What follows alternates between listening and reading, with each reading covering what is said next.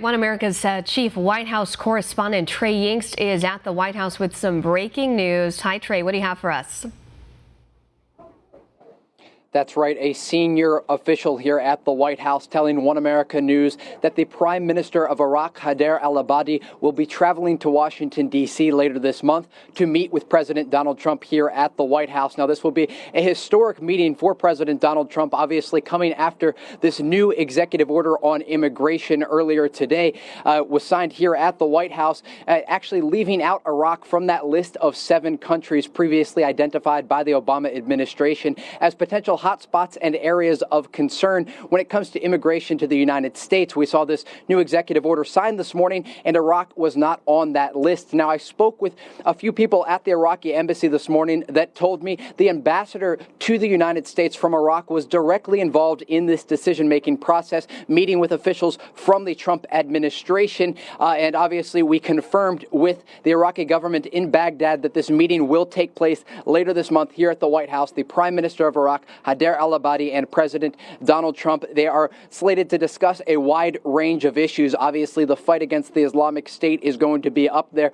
This has been a situation that has unfolded really over the past 6 months as the Iraqi forces try to take back Mosul, liberate Mosul from the terrorist organization that has taken it over, the Islamic State. Now, there have been as many as 5,000 U.S. troops backing the Iraqi troops who are pushing deep into Mosul. We found out today that 60,000 civilians are currently fleeing the city as fighting intensifies. So at that meeting that's going to occur later this month between the Prime Minister and the President here in Washington, you can expect them to discuss more in terms of weapon and monetary support when it comes to the fight against ISIS, specifically in Mosul. Now, you might remember that in April of 2015, Prime Minister al-Abadi was here in Washington, D.C., meeting with former President Barack Obama. Obviously, this was a relationship that developed over the past 2 years, but things have changed very drastically in Iraq over the past 2 years. Now, Abadi is known as a deal maker in Iraq, so he is likely to get along with President Donald Trump here in Washington, D.C. To give you a little bit about his history,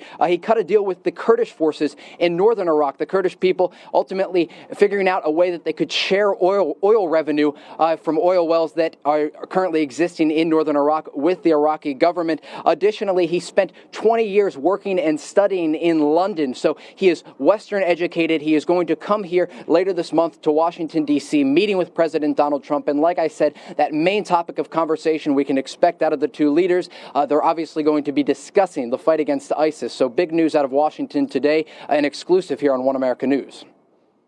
All right, Trey, we know that President Trump talked to Prime Minister al-Abadi over the phone last month, and one of the main points that they did discuss was the threat of Iran. How do you think that the two are going to discuss the threat of Iran during this meeting? And can you tell us a little bit more about what might be discussed in detail? Certainly. So Iran is also going to be a topic of conversation later this month when Prime Minister al-Abadi and President Donald Trump meet here at the White House. Really throughout President Donald Trump's campaign for the White House, and ultimately since his administration has started, he has been an outspoken critic of the Iranian government and the Iranian nuclear deal that was forged under President Obama. President Donald Trump feeling that it did not have the best interest of the American people in mind, and it also did not have the best interests of allies in the Middle East to the United States, such as Israel and Iraq. But what we're seeing here, very interesting, is this relationship that is developing between the Prime Minister and President Donald Trump. Obviously, this invitation to the White House is an olive branch by President Donald Trump saying we also have the interests of the Iraqi people in mind. And ultimately, I feel that President Donald Trump thinks that when it comes to global security for the American people, he is going to have to work with the Iraqi government to monitor the situation in Iran and the development of nuclear weapons there. And ultimately, any sort of provocations coming from the Iranian government. We've seen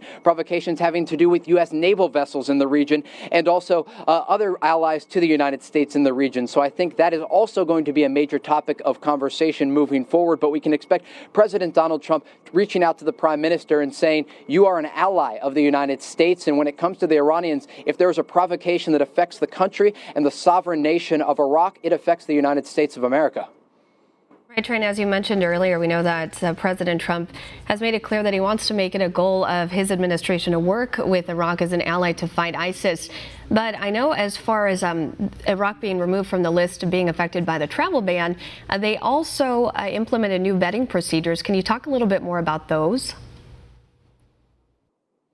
That's right. There's going to be new vetting procedures for people coming from Iraq to the United States. Obviously, that original executive order included Iraq as one of the 7 countries that would temporarily have visas suspended.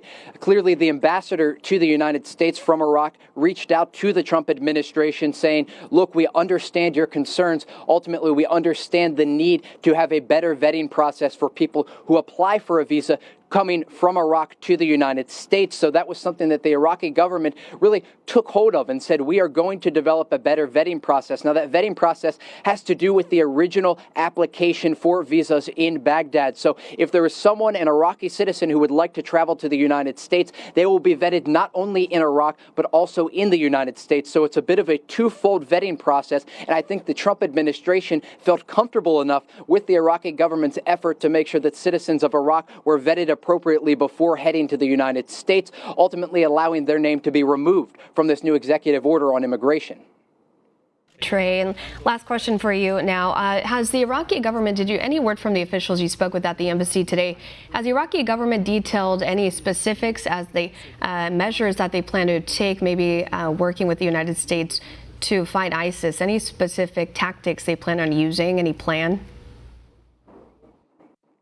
So I wasn't able to discuss specific tactics in the fight against ISIS with my sources at the embassy and my sources in Baghdad with the Iraqi government. But ultimately, what they said is they are committed to working with U.S. forces to ultimately eradicate ISIS from Mosul, Iraq. Obviously, the Islamic State's caliphate, their capital in northern Iraq, has been Mosul. Thousands of civilians have died in gruesome conditions. So ultimately, the Iraqi government needs the United States to provide air support and to provide logistics on the ground, ultimately moving forward. When it comes to civilian casualties, I spoke with the president about this ultimately on Tuesday when we had that lunch here at the White House, and he said, look, he is committed to working with his allies in the region to ultimately make sure we can eradicate ISIS from the globe, but specifically from Iraq. So I think moving forward, we're going to see the Iraqi government reaching out to the United States more and more. So that meeting that's set to take place here at the White House later this month, you can expect the Prime Minister, al-Abadi, to reach out to President Donald Trump, discussing those specific tactics and ultimately the things that he needs